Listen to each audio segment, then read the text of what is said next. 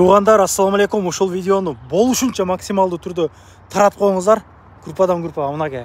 Внуковага жакын жердеги 5 бармак ачылыптыр, туғандар. Караңыздарчы.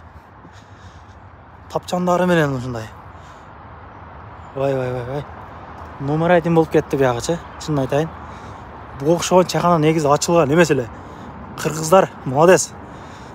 Мына туғандар 3 этаждуу 5 бармак иншалла. Парковкалар кенен, жолдун боюнда.